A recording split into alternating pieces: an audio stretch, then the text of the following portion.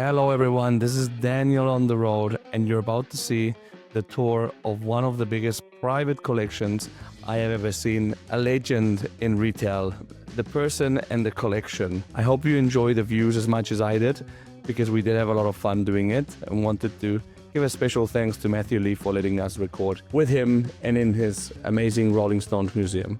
Hello everybody, we're here at a very special place, and it's interestingly a special place for, I would say, the music community and the retail media community, which is one of our favorite things. No, we're in no other place than Matthew Lee's Hot Stuff Archive. Is that the name? Hot Yeah, Stuff Archive? The Hot Stuff Archive. So I think that most people know it as Matthew Lee's, or Matt Lee's Rolling Stones museum, no? Yeah. I've been a Rolling Stones fan since 1995, before I even started work. I've always been a collector, and kind of, I guess that sparked my interest in retail, because a lot of the stuff I collect is retail media. It's Collecting came before retail? Collecting came about the same time. And you think they're like linked with each other? Yes, definitely, in my mind, yes. It's part. I have quite a large collection of corporate memorabilia. The Humvee thing, the first mailing packs that I sold, I've got some of the early campaigns, bits of cardboard, and direct mail packs from throughout my whole career. So I'm a collector of everything. You could do another museum of like POS materials. I could do a few. Have you considered that? I could do a few. I collect everything I get into. I collect. I started in '95. I was still a student.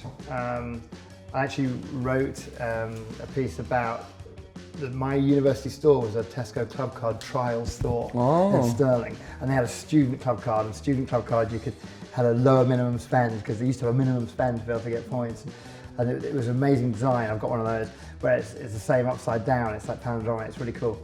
And so my store was there. So I wrote this university paper about how the data could be used to give a better customer experience, which is obviously exactly what Don Humby were doing, which I just didn't realise. I just realised that they gave me this card and they knew what I bought. Yeah. And my professor, it was the worst mark I got. I got a 2-2, saying, it would never ever happen. So should we go around the store, either store? Yeah. Imagine how much do they cost? It starts here in 1962. There's actually only one 1962 piece, which is the handbill here, from the R&B Sutton in Surrey. The rest of the items on these top two shelves are all 1963. When did the Rolling Stones start? 1962? July 12th, 1962. Okay. They played at the Marquee Club. They were 1962, where they were born in 19, yeah. They were born in 43. Yeah. Did they also start like the Beatles, where they were doing more like covers? Yes, to start with, yeah, and then they started to write their own. So "Tell Me" was a track they wrote themselves. So then it was a bit later, sort of 64, 65, where they started to do merchandise. So, but the Stones merchandise is actually much more expensive to buy now than the Beatles merchandise, because the Beatles' parents were happy to buy their children Beatles memorabilia, but they weren't happy to buy them Stones memorabilia. They thought that... So they didn't produce as much? They didn't produce as much, because it just didn't sell. It's funny how Mick Jagger, he hasn't changed that much since then. He's certainly got a distinctive... I mean, Keith Richards looks... Keith Richards hasn't changed that much. Yeah. He's a young Keith. Yeah. So here, this is actually a super historic jersey, because this is the jersey that Keith wore in Altamont in 1969, when they did a free show at the Altamont Speedway in Northern California. Which became the movie Gimme Shelter, where they hired. To me, there's a real link, to that kind of retail thing. I love the pace and the excitement of retail, and I love physical products. Yeah. Being a collector, you have to sort of stick in a lane, but my lane's pretty broad. I mean, a lot of people collect different eras, or they collect records, or they collect posters, or they collect awards, or they collect. I collect everything from stage clothing, lyrics, awards, tour used items, to concert posters, ticket stubs even. Most of the things I collect, you can't actually buy. And I prefer the things that are like a retail display. And back in the day, you know, the record stores were big and they had space for those kind of things, and it was an experience to go to your record store and you could listen to some tracks on the things, and you would choose your record and you'd save up for the record. So it's kind of quite, it's from a different time. They were the first band, I think, to do photo laminate. So in 1972, they had a photo laminate STP, meaning Stones Touring Party. Finding stuff from this era is super, super hard. You know, it's hotel room keys from rooms they stayed in, you know, letters, tickets, and, you know, they were going to tour Japan. They got rejected from China and Japan for their previous drug charges. It's actually the original letter from the Japanese embassy explaining that they're not allowed to, you know, they've filled up their quota. So I collect all sorts of things. Wow. This is actually the first ever contract was signed by Brian Jones to form the band.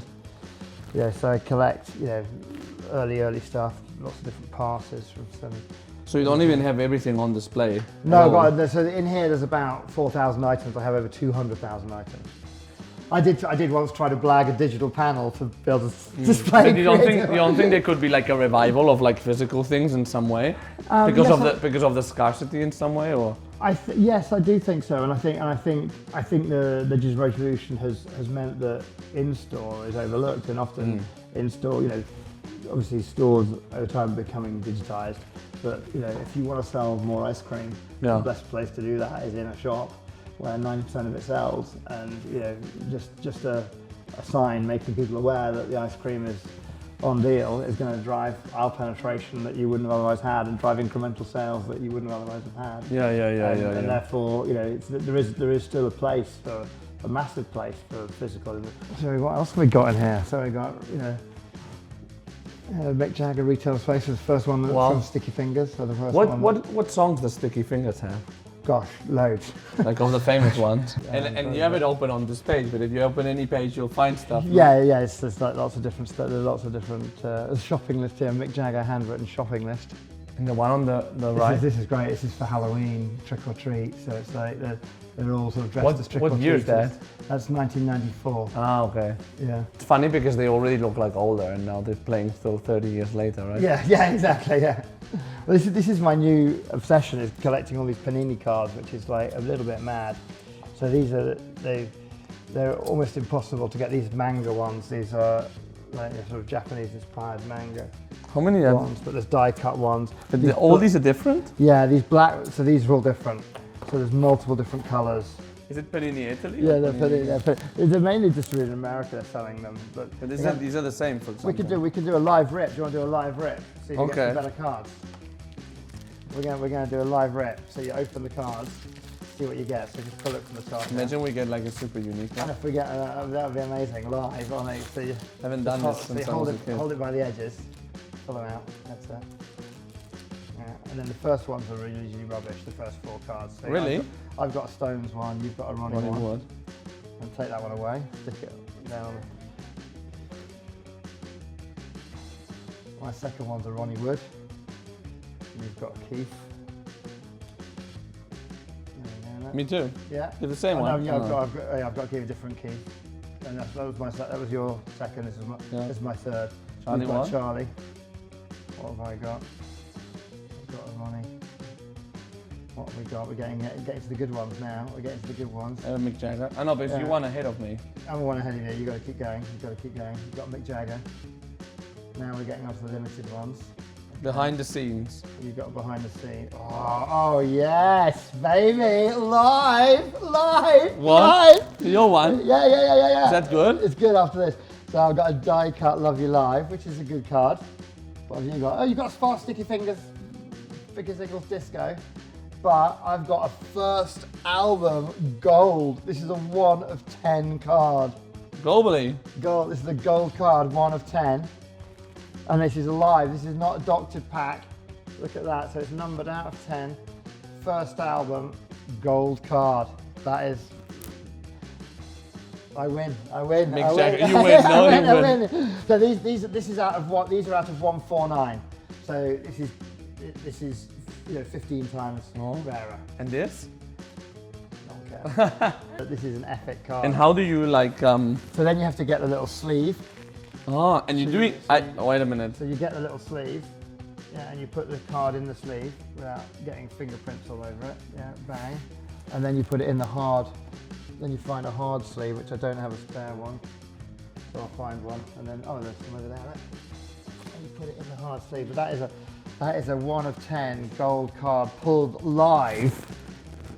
How rare is that? That's right. I mean, I pull one of those every like 1,000 cards.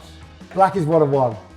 They're really rare. But I've got. Where do you have them? So I've got quite a few blacks. So I've got 2 single ones blacks. I've got a couple of country flags in black, and then I've got a little stack somewhere of other blacks. Oh, here, these. I've got Charlie, a Ronnie, a full band, a couple of albums, a stadium. So these are all 1 of 1 cards. But these, you pull one of these every few cases. Having all the knowledge that I have, which is world class, it would take me 5 years to sort it out. So to give it to someone that doesn't have that knowledge, that then would spend a day going, "What's this poster?" We know what we know what would happen. They would just it would just disperse. It would just get dumped. Yeah, it's too much of a burden on somebody else. Yeah. And the knowledge is in my head, so I need at some point to catalog it and to kind of make it something that can live on.